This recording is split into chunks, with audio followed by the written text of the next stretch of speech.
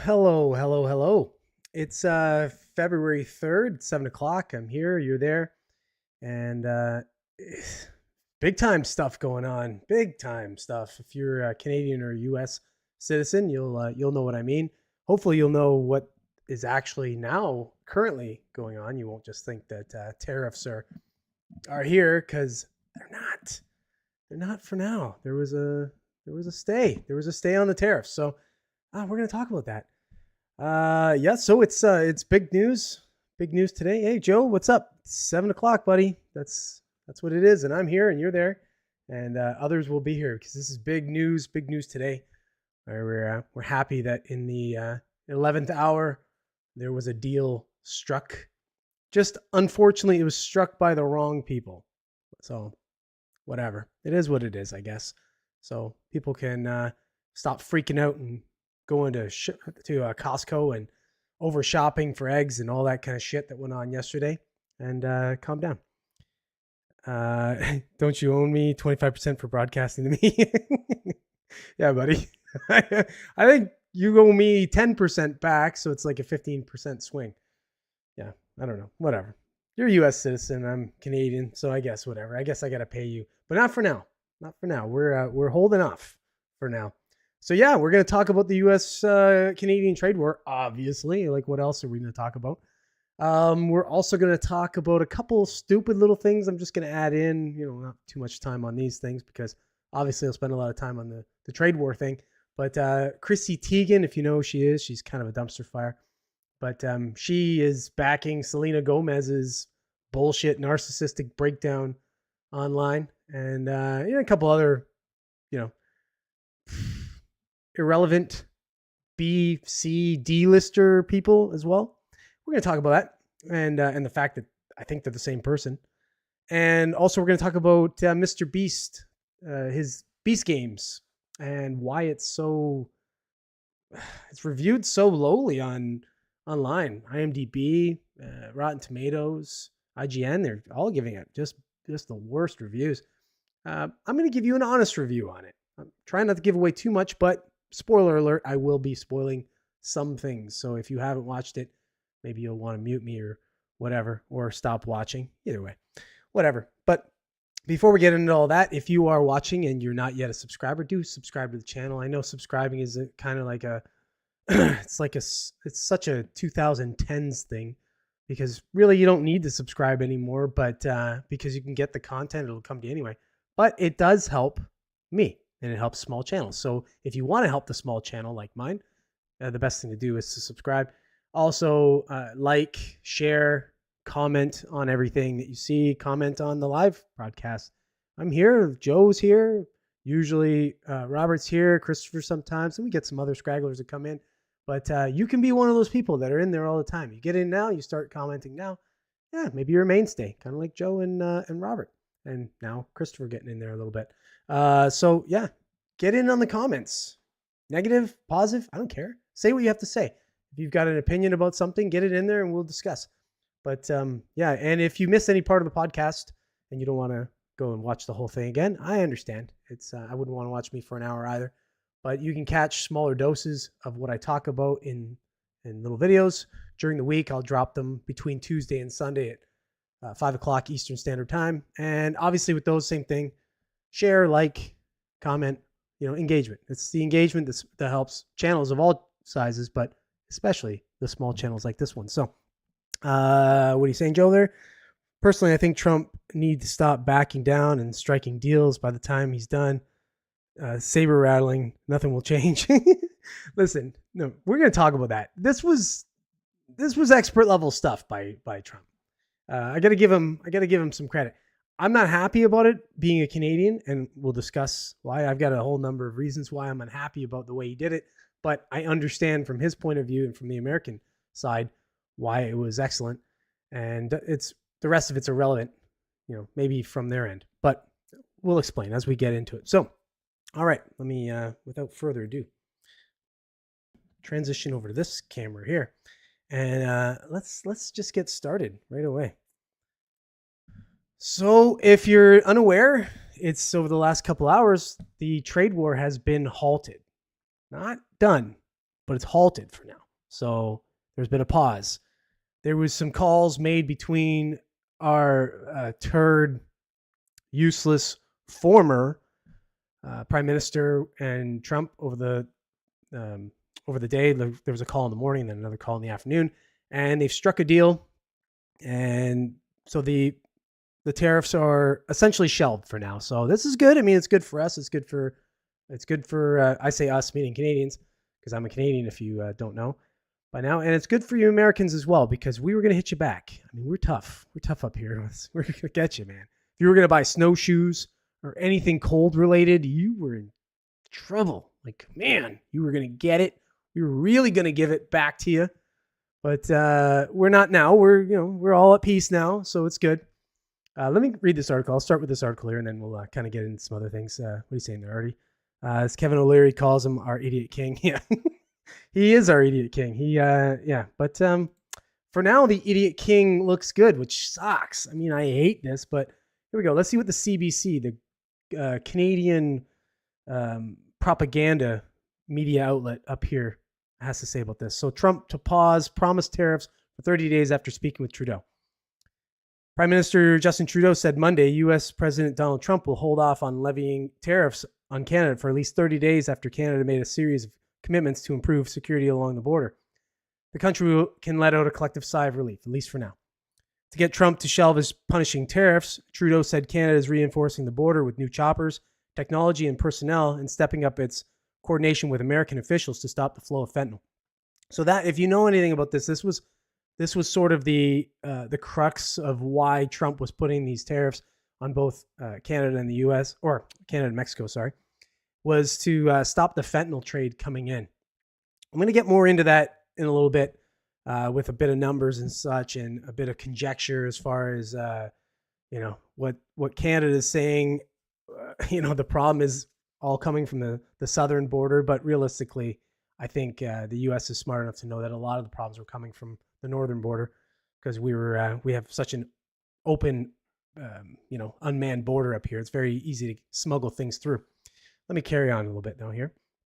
Trudeau said all told, there will be 10,000 frontline personnel working along the border to address Trump's stated priority, a major crackdown on drugs and migrants. Same thing in Mexico, by the way. So Mexico's doing the same, 10,000. It's funny how they came up with that number. Doesn't sound like Canada came up with that number at all. Sounds like we were told, get 10,000 people, put them on the border. So we're doing it. The prime minister also made a series of new commitments to Trump, including a promise to appoint a new fentanyl czar. I love these czars. Okay, we're going to get a czar in there. It's probably going to be stupid, what's his face, Carney. And then he'll have more political clout to maybe get the nod for Liberal Party leader. Who will lead Canada's efforts to crack down on the deadly drug. And he promised to list Mexican cartels, one of the top purveyors of fentanyl and other drugs in Canada and the U.S., as terrorists under Canadian law. Trudeau said Canada is launching a Canada-U.S. joint strike force that will be tasked with combating organized crime and money laundering. Okay. Proposed tariffs will be paused for at least 30 days while we work together. So here's the problem with this. This is good, obviously. It's good for both the U.S. and Canada to pause these, because these were bullshit things. But as I said here, I've been saying it since they first talked about these tariffs. This was a tactic. This was a negotiation tactic. This was what Trump was doing. He was just trying to get Canada to fall in line with his plan. So it's really negotiation and diplomacy 101. It's fantastic. I mean, people could learn from it. It's really like you're looking at business acumen at the president level. So, it's superb, realistically. I hate it though, because like I'd said, it's now that just bolsters the Liberal Party now, which is funny because they're not even in power realistically at this point. Trudeau's already stepped down, so Carney's going to step in and take over for him. But our government is held right now. We're not even in session until March 24th. So realistically, this is all bullshit. And now it just looks like political theater at this point. They're now going to be able to say, the Liberal Party is going to be able to say, well, we stepped in at the 11th hour and we stopped these tariffs from crushing Canadians. Again, a bunch of conjecture, a bunch of bullshit, because realistically it was going to happen. Trump was just doing this to make sure that we complied anyway, and somebody was gonna comply. And there's no way we can fight a trade war. So it's just, I don't like the idea that now it's helped our garbage liberal party. So what do you got to say, Joe? Oh no, please don't tax my maple syrup. It's already like $30 a pint. Yeah. So it's, again, like I said, I think it's obviously good. This was the way they were supposed to do it. It was always supposed to be diplomacy. There wasn't supposed to be a trade war. This is stupid. The fact that our Canadian leaders at this point were trying to push this idea of retaliatory tariffs and all this shit instead of just making a phone call. It's all political theater. It's irritating that it's this political theater that goes on, this blustering. You got a house cat versus a lion. Like, we can't fight back. There's nothing we can really do to hurt the U.S. and on any level. So why are we trying? Sure, we're going to hurt some of the, we're going to hurt them. You know, it's going to be a bit of pinpricks for a while, but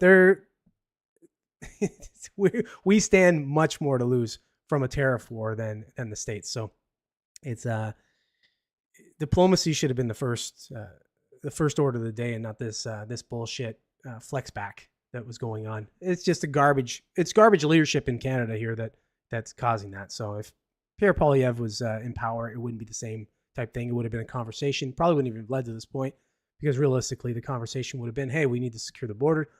We need to do something about immigration and drugs getting in both countries. And it would have been a consensus between both leaders. At this point, we've got, we've just got garbage leadership. Also, we should talk about the fact that, what's her face? Chrystia Freeland, if you know who she is, she's the former finance minister in Canada. She had some bullshit to say about it too. They're all trying to flex and act like they're leaders when they're not really leaders. So it's just really quite irritating to me as a Canadian watching this happen. What do you got? Oh, howdy, Robert. What's up, buddy? Yeah, we have to make sure it looks like something's getting done. Yeah, well, listen, it's all theater. Trump had an idea already that he wanted to be tough on the borders, obviously. And the best way to encourage a country to do that is to threaten with tariffs. So that's what he did. And now he's getting both Mexico and Canada to step in line. And both Mexico and Canada are gonna basically dance to his bidding, which I don't think it's a bad bidding anyway. So I think we should be dancing to that. Dancing that bidding. All right, let me read on a little bit. So Prime Minister Justin Trudeau spoke to U.S. President Donald Trump early Monday morning about the forthcoming trade war that was potential to inflict economic pain on workers and businesses on both sides of the border. Prime Minister's office and the White House did not immediately release a readout of what was said on the call, but spokesperson for Trudeau told CBC News they spoke about trade and the border, of course. Speaking to reporters in the Oval Office after the first call, Trump said, Canada is very tough, and we're not treated well by Canada, and we have to be treated well. It's funny because you hear they both say about each other, right? You hear the Canadian Trudeau saying the same sort of thing, that the U.S. is tough on us. He claimed Canada doesn't take our agricultural products for the most part. It's an outlandish statement because the U.S. is Canada's largest agricultural trading partner, according to data from Trump's own government, representing some 57% of Canadian food imports. Trump said he asked Trudeau a couple of questions, and the Prime Minister will report back in the afternoon. The President has said for weeks he would like Canada to join the United States as the 51st state. It's a line he repeated again today, saying he would love to see Canada join the Union, but he seemed to acknowledge it would be a long shot, saying some unnamed people don't have a threshold for pain. It's not going to happen. Okay, I would actually be okay with that. What's the difference?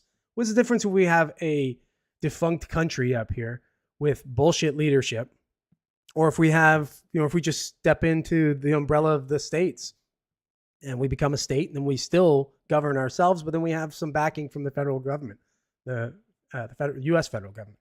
I think, and then our taxes would probably go down. I think it'd probably be good. It's just Canadian ego or pride or whatever that keep us from not doing that. But whatever, it's not going to happen anyway. So it's just kind of funny bluster. So Trump came to deal with Mexican President Claudia Sheinbaum earlier Monday. Sheinbaum said in a social media post that she had a good conversation with the president after she agreed to deploy, coincidentally, 10,000 Mexican National Guard troops to the U.S. border. That's weird.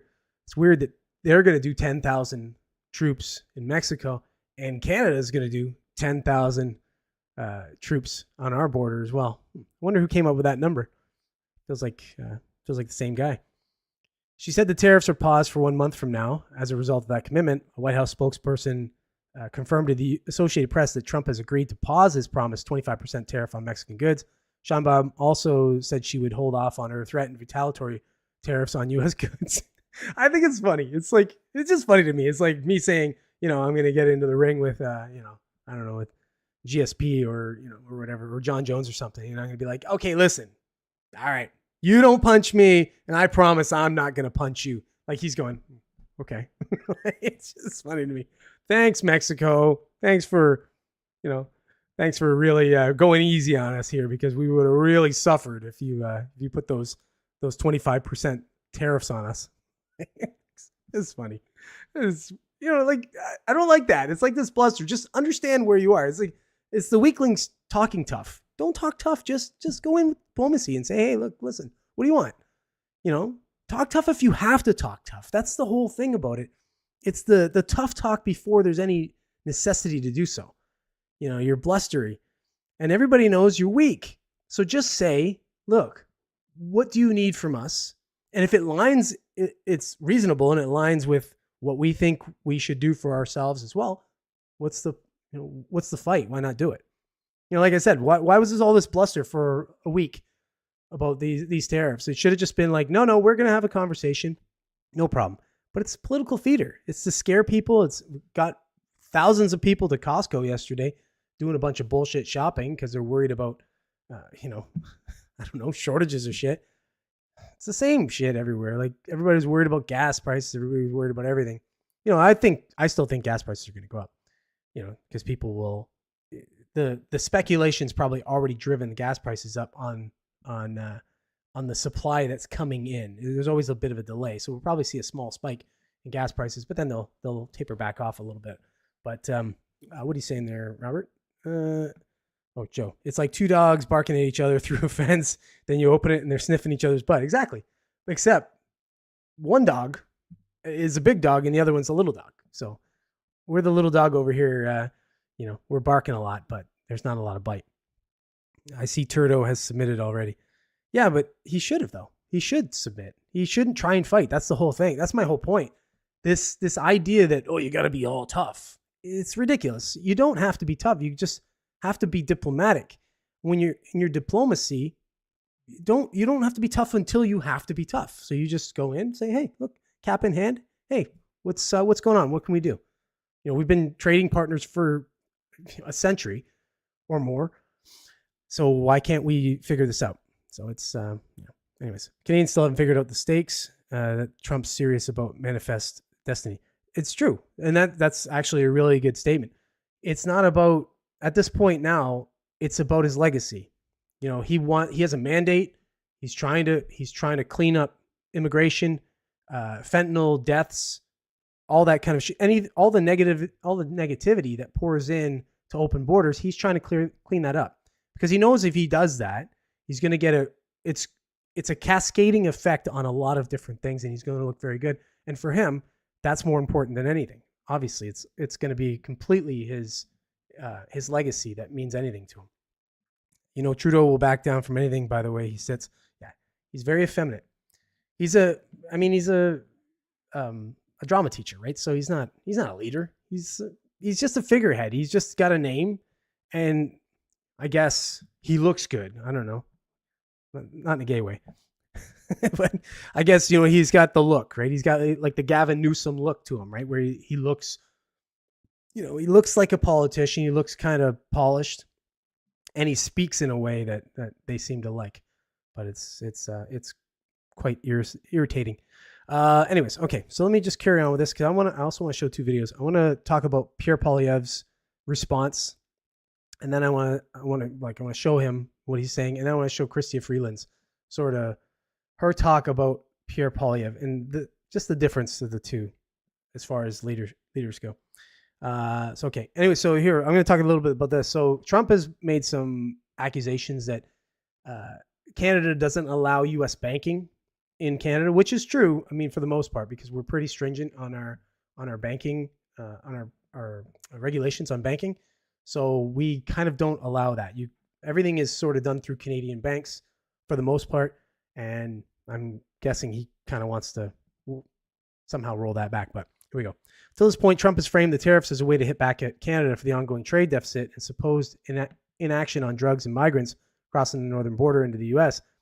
His stated concerns about banking fairness are a new development. A number of American banks do business in Canada with large lending and commercial and investment banking operations, among other functions, on the side of the 49th parallel. There are 16 U.S.-based bank subsidiaries and branches in Canada holding about $113 billion in assets, according to the Canadian Bankers Association. Personal banking in Canada is largely the domain of Canadian-based banks due to stringent federal regulations designed to protect against bank failures. According to government figures, Canada's large banks hold more than 93% of all domestic banking assets. Canadian banks are routinely ranked among the safest in the world. So that's one of the reasons why. And obviously, there's a good amount of control there. And if you bank in Canada, you'll know that it is, I mean, you don't have banks collapsing like you did a couple in the States over the last few years. So it is fairly safe. We've only got basically we have 4 major banks in Canada, and then you've got a bunch of smaller ones. But those 4 major banks are like rocks. They're not really going anywhere. All right.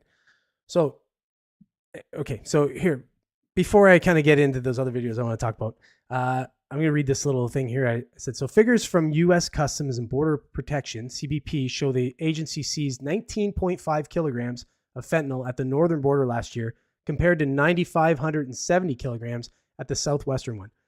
The idea here with that comment, this is the CBC, so this is the Propaganda News Network of Canada.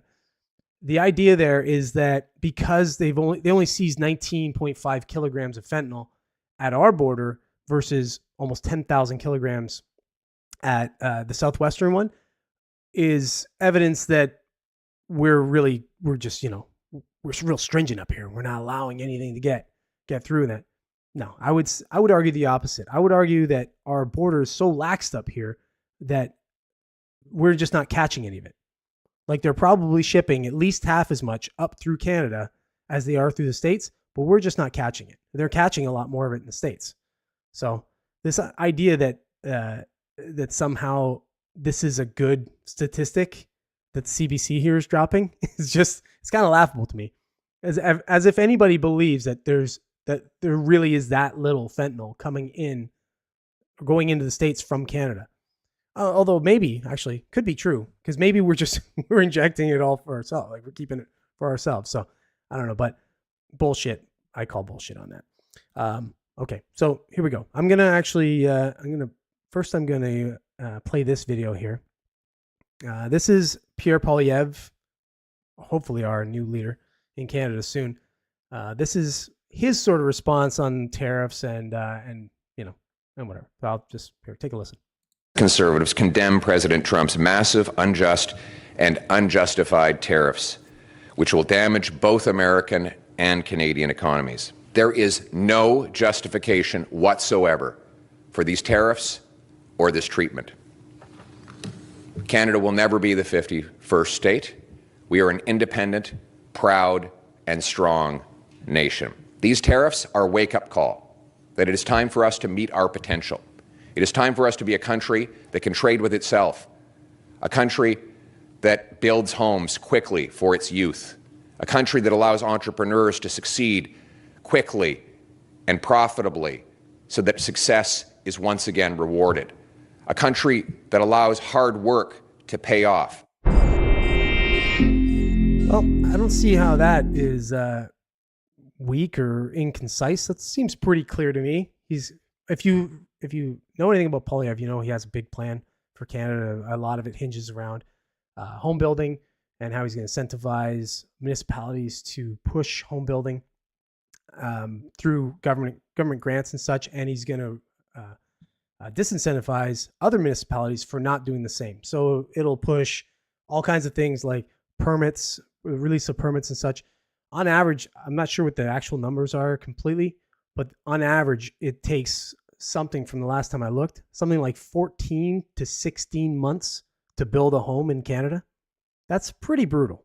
If you look at that, and most of that is just permit times.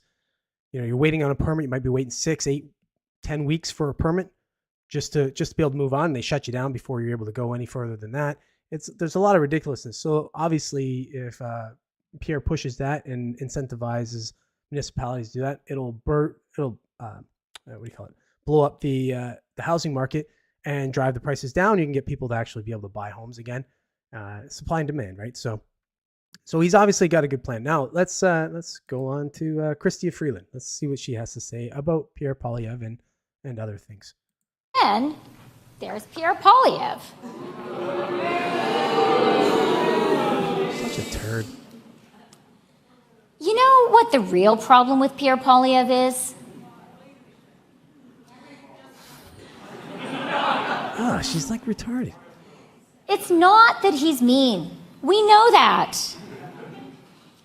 It's not that he's a career politician. We know that. It's not that he doesn't have a plan. We know that too. The real problem with Pierre Poilievre, he is weak.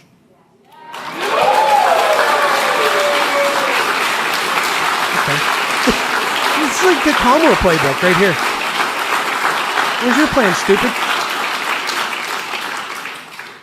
He's afraid to fight back against people he admires. Sure, he's happy to dunk on the liberals on Twitter, but he will never stand up to Donald Trump. And she waits for the claps. Oh, she's ridiculous. He can't even stand up to Danielle Smith.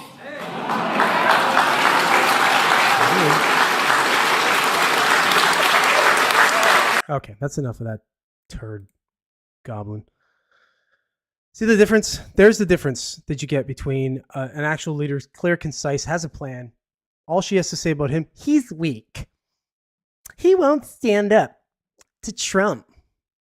I wait for my claps. There's my claps. Yeah. Fuck off. Like, her, I swear, there is a playbook. I think her and Kamala just went up from the, they just took from the same playbook. Oh, it's so irritating.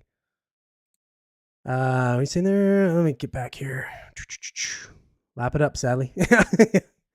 Trudeau will back down from it. Yeah, okay. Yeah, he sits while pissing. Yeah, I agree. He does sit while pissing. He guaranteed. But the problem is he's probably got such a small penis that it sprays up. If I know something because I have small children around me. If you get a kid under a certain age with their little pee-pee, when they pee, it goes up under the seat and down the side of the toilet. I'm guessing that's what Mr. Trudeau's house looks like. All his toilets. Newsom doesn't look feminine though. Yeah, no, that's true. He doesn't. We like our banking oligopoly in Canada. Yeah, well, oligopoly. Sorry. Canada. Yeah, I agree. I think the banking in Canada is good. Although they're dog shit as far as like investments and such, but they're good for just securing your money. If Trump were super smart, he would just legalize fentanyl and tariff that. Our debt would be paid off in 2 years, and the junkies would OD. Win-win. You got an interesting take on that, Joe. I think shit, man. Put that into Pierre's platform there. See if he runs on some of that. It's kind of like it's like when Trudeau said the budget will balance itself. Well, it's kind of the same.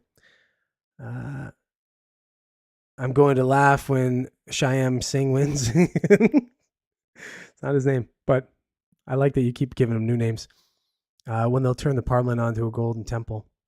Well, then they'll turn, yeah. They'll have prayer times and all that shit. We'll have to have times to stop. They can't do government business during certain prayer hours and all that. The Amish built like 100 small homes in North Carolina in like a week to help the hurricane people. Yeah, exactly. Yeah. You ever see Amish people build homes? There's that video, or not video. There's that meme going around from, I think it started from Family Guy, where they knock down an Amish house and they rebuild it in like 10 seconds. That's the Amish, man. Says the poor Ukrainian fascist. She's the frozen limit. Chrystia Freeland is just awful. I think she's just a snake. I think it was said by a drug expert that she has mannerisms of an addiction problem by her body language. There might be something to that. Yeah, I agree. Her and Kamala. I think they both kind of look like they're like closet drinkers or something. You know, there's something about just their mannerisms. It's weird. It's very weird. Kamala's the same. It's like I think half the time she's drunk. I think when you get a coherent sort of sentence out of Kamala, it's probably she wasn't drinking. And it's probably the same for Freeland. She has no chance anyway. She's not going to win the leadership. It'll be Carney, probably, if anything. I'm a grower, not a shower. Not my fault. Yeah. So anyways, I mean, good news though, as far as, like I said, as far as the tariffs being held off. It's it's not bad news, but again, it's for the political landscape of now the Liberal Party being able to get a win in there. I think it's bad for Canadian politics long term. But, I mean, that might be another play. That could be a Trump play. Trump might want a weak government up in Canada that he can manipulate. Manipulate with tariffs, manipulate with, with other ways. Maybe, threat of some military activity a little bit. Who knows? Like, it's a different angle. It's a different way to go about it, rather than have a strong leader. But I think the better way would be to have a strong leader that's in line with the same kind of common sense policies that you have, and that would be Poilievre.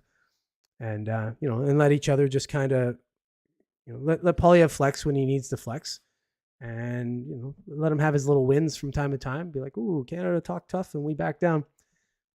But the other play would be to allow the Liberal government to carry on, allow Canada to be kind of weak, and manipulatable, and get your way for the next 3.5 years or whatever, right? So she has mannerisms of a soak. You mean of a soak? Are you saying a sock? I don't know what a soak is. You got some fun mannerisms down there, Robert. So we don't understand some of your slang up here, even though you're an expat. Anyways, okay. So yeah, I mean, it's good. Anyway, either way, it's good. It just could be bad long term for us. And but I think it was a masterclass. I think it was a U.S. Diplomacy masterclass run by Trump. I think he's playing chess right now while we're all playing checkers and behind. PP is utterly impotent in all this till an election is called. Yeah, I know, I agree. But at least if he had kind of worked with Pierre, because right now, like, the fact that he's working with Trudeau is kind of, it's asinine anyway, realistically, because Trudeau has stepped down and there's no government. Like, the parliament's not in session right now. So realistically, these are all just sort of like, it's all talk anyway. So he kind of could have, acted like he negotiated with Pierre Poilievre instead.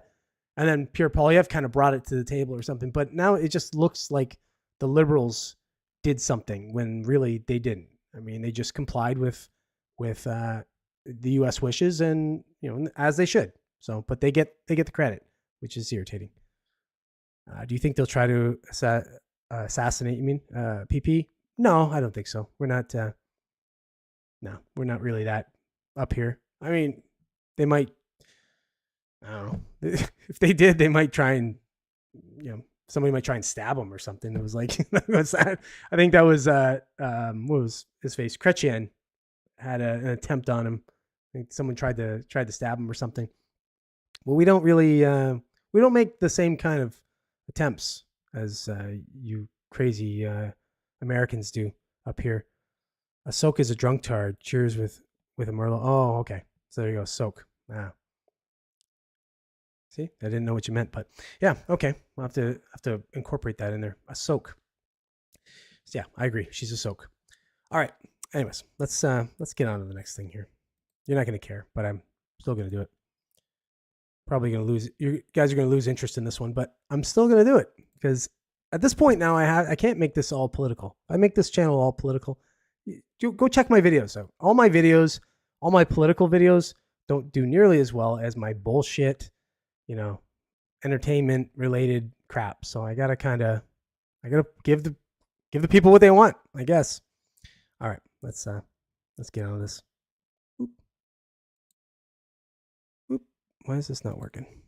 There we go. So Chrissy Teigen has now jumped on board defending Selena Gomez. You don't know who Chrissy Teigen is? Well, don't educate yourself because she's just a waste. But she's whatever, like a B-listed broad of some sort. I don't know. She was married to what's his face, that singer guy. Anyways, I know who she is. Don't really know what she does, but she's jumped on board to defend Selena Gomez's narcissistic actions online. Let's read this up. And some other idiots. This is from the Daily Mail. It's a UK outfit that's kind of garbage as well. Let's see what they have to say here. Chrissy Teigen has come to the defense of Selena Gomez after the White House blasted the star over her sobbing video about the deportations of undocumented migrants. Gomez, 32, has notably garnered backlash after she uploaded a since-deleted clip of herself on Instagram as she broke down crying over Trump's deportation policy. Yeah, she released a crying video. She set it up so she could cry on camera. Nothing narcissistic about that. That's what Jimmy Fallon, or sorry, what do you call it? The other Jimmy, what's his face?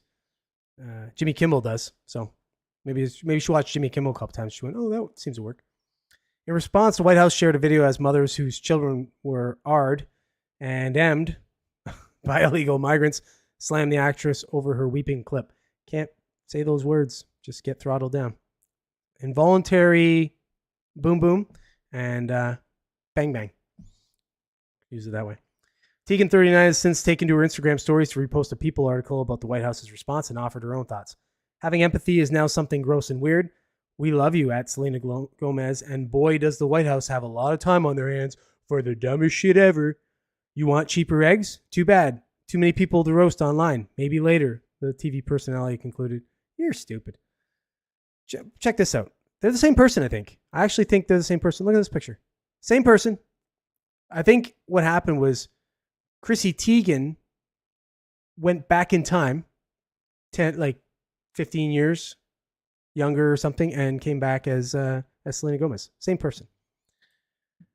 All right. Anyways. So this is what she was saying, Gomez, on the video. If you haven't seen the video, don't bother. It's pretty pathetic. But this is what she was saying on it.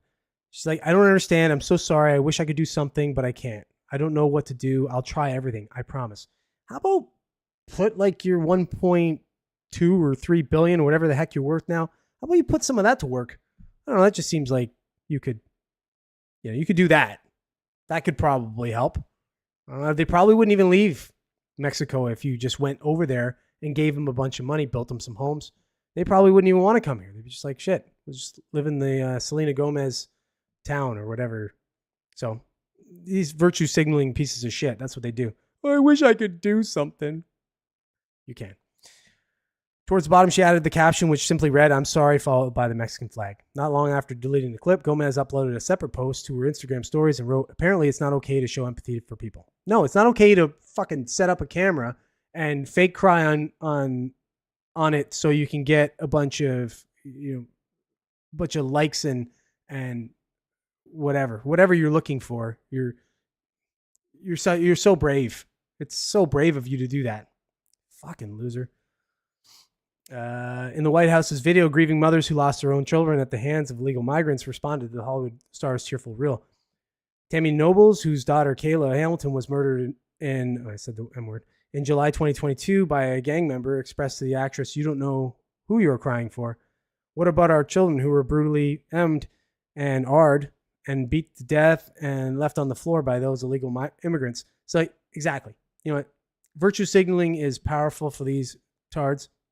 But in this case, it's very encouraging. I'm going to say it's very encouraging for us as a society to see that this doesn't work anymore as they want it to work, because Selena Gomez lost somewhere between 750,000 and 1 million followers on Instagram or something. So people were just getting off her page like there was a fire. So I think people are just so sick of this virtue signaling crap, DEI bullshit, narcissism, all this crap. They're just so sick and tired of it that they're not going to reward it anymore. And in fact, it's not even that they're not going to reward it anymore. They're actually going to punish you for it, which is beautiful. I love to see this. What are you guys saying? The U.S. Embassy just down the street had the flag half-mast for Carter till last week, and the pride flag alongside. Fucking pride flag. I love that the U.S. did that, where they all federal buildings, they're not going to have. It's only going to be one flag. Perfect. 50 eggs in Michigan are almost $7 because the Happy Chickens Act, and we only sell free-range eggs. That's kind of funny. Free-range eggs. When they let the eggs go, the eggs can roll around wherever they want. They can go wherever they want. It's free. Just roll wherever you like. Open. It's great. How many factory chooks did they call last year in the U.S.? How many factory chooks? The chicks? Did they call last year in the U.S.? I wouldn't know that number. Yeah. Anyways. All right. Let's get on the next thing here. Whoop. All right. Sorry, technical difficulties here. All right. So if you're not watching this show, you should be watching it. Mr. Beast Games, or Beast Games, I should say. I think it's now the number 2 show on Amazon Prime, but it was the number 1 show. And I think it's pretty good. So I'm going to read this article. It's not very, it doesn't really praise it very much. And you'll see by the reviews, it's not getting a lot of love out there, but I don't know why that is, because I watched it and it's not the greatest show out there, but it's not too bad. And there's some smart shit about it. And if you watch Mr. Beast videos, it's got the Mr. Beast touch to it. This is Forbes, so what does Forbes know about entertainment? Let's see. Are you out of touch about Amazon's Beast Games, or are the children wrong? I've watched with somewhat morbid fascination about how a show that has been utterly trashed online has ignored all of that discourse and is now one of the most popular series in the country. That would be Beast Games, the Amazon Prime Video reality competition series starring Mr. Beast, global YouTube star, giving away $5 million in prizes after the field of 1,000 players is slimmed down to one. The Squid Game-ish series, minus death, has cut contestants quickly and is now on episode 7 out of 10, airing a new one each week. Despite the online discourse, Beast Games is routinely the number 1 show on Amazon Prime Video whenever a new episode airs, or even for some time after, as currently it's number 1, as I write this, 3 days after the new episode went up. The limited amount of critics that have watched the series hate it, as it stands at a dismal 13% on Rotten Tomatoes, but that's enormously dramatic contrast with the user score sitting at 90% with over 1,000 reviews in before the show has even ended. Mr. Beast continues to dominate YouTube with his 350 million subscriber base, and every new video he releases gets at least 100 million views over time, if not 200 to 300 million. If even a fraction of those viewers head over to Amazon Prime Video to watch his reality series, it's no wonder that it's doing so well. For reference, the top show on Netflix last week, which has a large subscriber base and almost always more viewership, was American Primeval, which had 14.3 million views. We don't have exact figures for Mr. Beast, or for Beast Game, sorry. But if it's even a fraction of his YouTube audience, it should be up there as well. If not, or if it's no wonder it's planted on Amazon's top 10 list, usually at number 1 every week. Okay. Here we go. So I'm going to read the reviews now. And then I'll kind of talk about my personal experience with the show, because I'm caught up and I have an opinion, obviously, and you'll hear it because you're watching. And screw you. It's my opinion. Here's the reviews. So 5.2 out of 10 from IMDb, 13% Rotten Tomatoes, and 2 out of 10 IGN.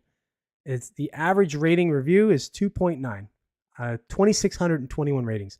I'll read a couple, just a synopsis, a little bit of them, so you can get an idea of what people are saying. So here's the first one, 5-star. It says the Beast Game show is nothing short of a masterpiece of the realm of entertainment. Okay, that one sounds contrived. Hey everyone, so I recently decided to check out Mr. Beast games for the first time and had to share my initial thoughts. As someone who's new to this exciting gaming world, I was blown away by the thrilling challenges and massive rewards that Mr. Beast offers. Screw off, that sounds contrived as well. Let's get a bad one. All right. I started the show thinking that it would be a good, normal game show with good character development and good challenges, along with good prizes. Only one of those things was true, which was the prizes, which this show only focuses on. The games are either bribe, self-sacrifice, or some kid's game. This is all luck, no skill, due to bribes, which ruins the show. It should just be a game show. Don't give enough time for these characters to develop by episode 7 with 3 more episodes to go. Okay, I don't know what this guy thinks he's watching. You know, it's not that kind of show. So, stupid review. It's going to be a lot of stupid reviews. Let's get another bad one. Okay, Beast Games is, without a doubt, one of the poorest shows I've ever watched. What initially seemed like a promising concept quickly developed into a frustrating mess. The show is essentially a game of luck with no real skill or strategy involved. Watching contestants pour their energy and effort into challenges only to lose due to sheer randomness is infuriating. It's impossible to get invested in the outcome because it feels like the winner won't be the most deserving, just someone who happened to get lucky in the most meaningless way. What could have been an exciting competition show is instead a poorly executed mess that leaves viewers frustrated and disengaged. I gave it a chance, but I'm done with it. That wasn't a bad review. It was at least well composed. Disagree with it, but here's my review. Okay, so my review of this thing is, it's not as much, people are looking at it like this, it's just this game show. It's not really a game show. It's more like a social experiment. He's put 1,000 people into an experience where they can win $5 million and more, because he gives chances for people to win money literally every episode, and crazy amounts. And what he's doing is he's pitting people against people, and he's exposing shitty, shitty human, the shitty human condition, I'll say, and the good one at the same time. You're seeing people that are actually pretty legit and as honest as you can be in these kinds of in this kind of cutthroat competition. And then you're seeing people that are just full of shit and they're acting like they're that, and then they show their true colors when they get a chance. So if you're looking for a typical game show, no, it's not. That's not what it is. It's not that. It's something different and fun to watch, but also frustrating to watch. You're gonna get both. You're gonna hate some of the people on there, and you're gonna root against them, and then you're gonna really like some of them, and you're gonna root for them, and then they're gonna lose, and you're gonna be upset. And the people that you wanted to lose are gonna win, and you're gonna be upset. And so it's just watch it. There's a sense of randomness to it, but also, it's controlled in the way that like people can be manipulated and then be let down.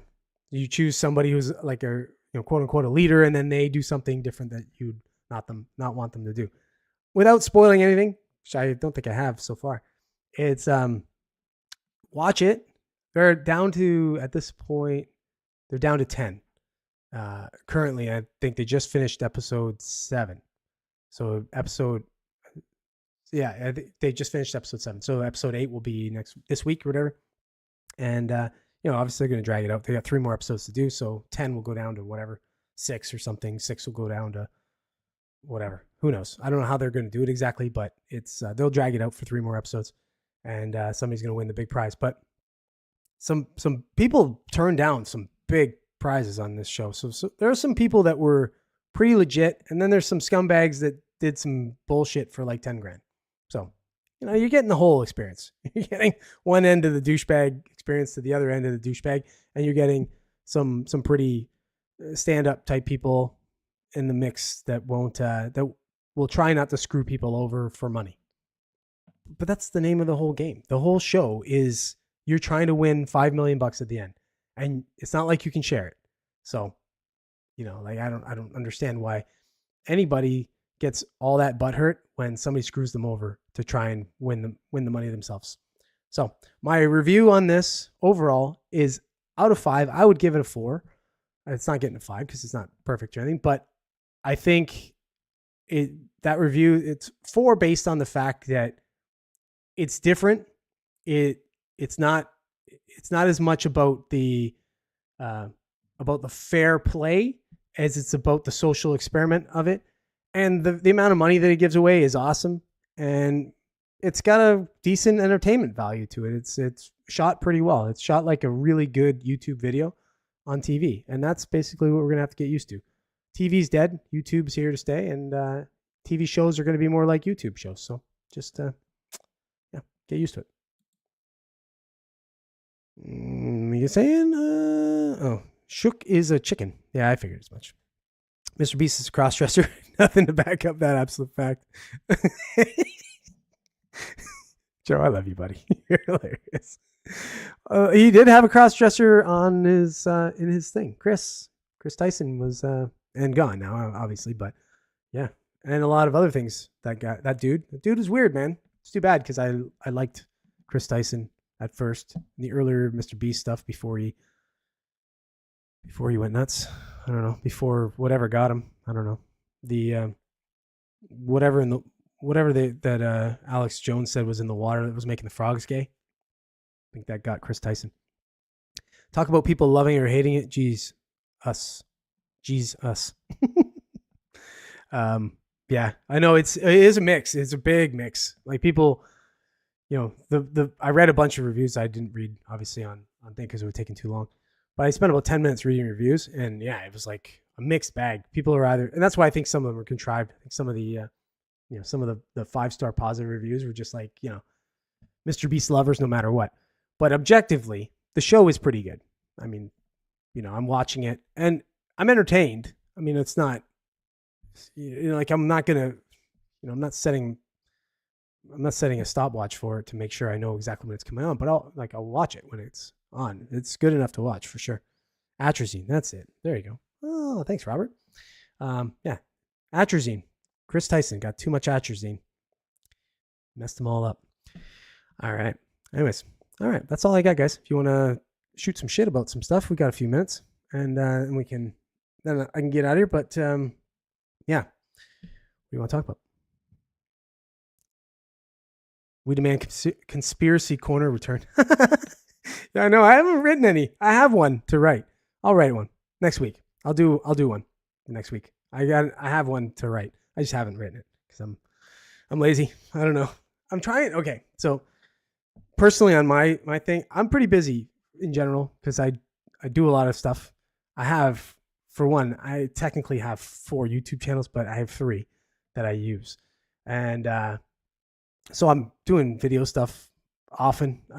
That's probably why I slack a little on this channel now, because I used to do all the videos every week, but it wasn't doing anything for me. It wasn't really helping the channel, so I just stopped. And I'm trying to do videos that are actually going to get the views, get the engagement, all that shit. And unfortunately, it's going to be videos that I'm not as interested to do, because realistically, I'd rather do esoterical stuff. I'd rather talk about, some nuance, politics, and, some just stuff that wouldn't be as mainstream, that would get a lot of the hits. But most of the videos that I get a lot of views on, and like recurring views on, will be things like, where I talk about Matt Rife is one of my biggest videos, where I was talking about him, doing basically a review on him. Another one is Scammer Payback. If you haven't checked that channel out, go check that channel. It's awesome. This guy goes and fucks with all the Indian scammers out there. Great channel. But I get recurring views on that. The video I just dropped last week about the beef between Candace and Thing, that got over 2,000 views and some engagement and such. So it got me like 6 subs on the channel. So that's basically what I have to do. I have to do the videos until I build the channel to a point where I can I get a following. Like, you guys are cool. You guys are here all the time with me, but doesn't really build a channel to have 3 or 4 people in the comment section all the time. I need a bit of a bigger watch than that, right? So if that happens, then again, like I said, if I can ever monetize this channel, then I can just throw the money at the channel. If I have to, even if I got it to a point where it was monetized, where I could hire somebody, I just hire an editor, hire someone to shoot stuff, and then I can just read and do all the stuff I need to talk about. But then I don't have to do all the back bullshit in the background, right? So, but yeah, so I long-winded backwards. I'm gonna do the conspiracy thing because I tried its own channel actually. I started its own channel and it wasn't really getting the views, so I just gave up on that. And but I'll bring it back to this because it was funny for me to do it. We'll see. Maybe it'll hit. Who knows? But asking you shall receive, Joe. How are we saying? We got a little rain today, but a drought is coming again. Oh, fuck off! Really, another drought for you guys? Jeez. Well, California. That's California. Drought, and high winds and fires. I think they're still going on. I haven't really looked, but I'm sure they're mostly contained now at this point, hopefully. Are you bringing in big bucks on your other channel? No. But my one other channel is close to monetization, which the first steps of monetization. But that's related to my business and what I do. But I also put stupid, goofy videos on that too. I can't help myself. I'm just a goof. Everything has to be a joke with me. It's the reason why I stay young. What other channel? Oh, it's Agta Guys. So AGTA Guys. It's me and Tyler. So the guy that used to do the podcast here with me. Him and I work together for my company, and we just shoot funny videos from time to time, but mostly vlog stuff. What are we doing, and then before and afters of construction projects and shit. So it's just but I do have a couple videos on that channel that are good that will generate income for me long term once I monetize the channel because they're top searchers on Google. So, but yeah, so it's been slow. I had that channel going now for just about 2 years, and this channel for like 3 years. But I don't know. I'm not getting the algorithm. I don't know if it's because they don't like what I talk about half the time. I don't know what's going on, or I just put shitty content out and people don't like it. I don't get it. But some of the videos do really well and then they stop, which is irritating. I had a video that I dropped. I dropped it on Instagram and before I dropped it on YouTube, and it got 70,000 views in like 2 days, not even like a day and a half. And then it fizzled out. That was it. So, and if you know anything about like Instagram, Facebook, it's a little tougher to get views on Facebook. And a lot of the views came on Facebook. So that was kind of cool. And then I've had other shorts that I put out and they've gotten like 10,000 views in like a day. And then that's it. It doesn't, I don't know. So I don't know. There's no rhyme or reason. There's no rhyme or reason to YouTube to me. I don't know how it works clearly, but I just keep doing it. So anyways, and then the other channel that I just started is, I'm almost embarrassed of this one. I do this stupid little soap opera with my tools. I call it The Tools Are Restless. And yeah, so it's stupid, but I like doing it. It's funny to me. I get a kick out of it. So anyways, so I started that channel. It used to be on my Agta Guys channel, but then I moved it to its own channel because I felt like it might have been affecting my niche on that channel. So I moved it to its own channel, and it's just not getting impressions at all. YouTube does not want to give me impressions whatsoever. They're giving me like 10 impressions on a video, which, if you know, is nothing. I mean, how are you going to build a channel if they're only putting it in front of 10 people? So anyways, so that channel is struggling right now, but I'm just going to keep shoving it down YouTube and people's throats until it either catches or I get sick of doing it. So these are just all a labor of love at this point. I put in Agta Guys, and the first suggested thing to pop up was fighting. You and Tyler throwing hands on the job. I don't know. No, it might have been. We did a video a while back about old men fighting or something like that. So maybe that was it. That'd be kind of funny. Perhaps a little eclectic for some. Yeah.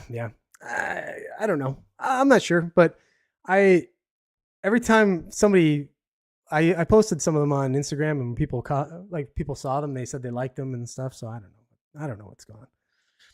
Who knows? Maybe the algorithm doesn't like it. Certain people like it. The algorithm doesn't like it, so it doesn't matter.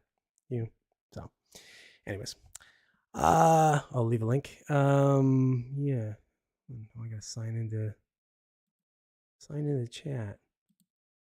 Oh, that's why. I can open it in the web browser here. Okay, here we go.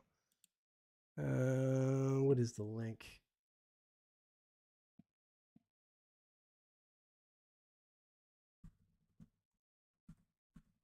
Should be that is one. I don't know. I'd have to look it up from here how to get it. Anyways, yeah. So just if you look up Tools or Restless, that's one of them, and then the other one is Active Guys.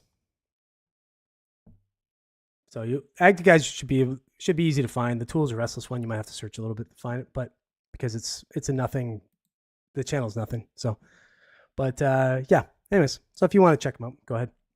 Let me know what you think. I was funny because I just shot some more today that I'm going to put together for episode 14 of the Tools Are Restless. So it's making fun of the Young and the Restless, sort of, but it's not based on the show. It's just I steal the tune from the Young and the Restless. It started, I don't know if I was drunk when I came up with that idea. Who knows? But it started a while back. Oh, good. Well, there you go. Anyways, yeah. So check them out. Let me know what you think. You're gonna think one of them's pretty stupid. Definitely, the Active Guys is what it is. I'm just my construction projects, and then I make joke videos in there and stuff. So, a lot of the videos I made like 2 years ago when we were a little slow during February, March, we were a little slow. We had some small jobs, but because we were so slow, we were just doing videos, and so I got a bunch of them in there from that time period. But you're gonna watch that instead of Tim. Tim, yeah, well, Tim's gonna talk all about the same thing I talked about, so you'll hear a lot of the same stuff probably. Yeah. Anyways, all right, guys. Well, we're over an hour and 2, and you got to get to bed, Robert, because it's late where you are, man. Thanks for being with me. Anybody else? Thank you. I see a bunch of viewers just jumped in, which is kind of funny. as I sign out, viewers are signing in.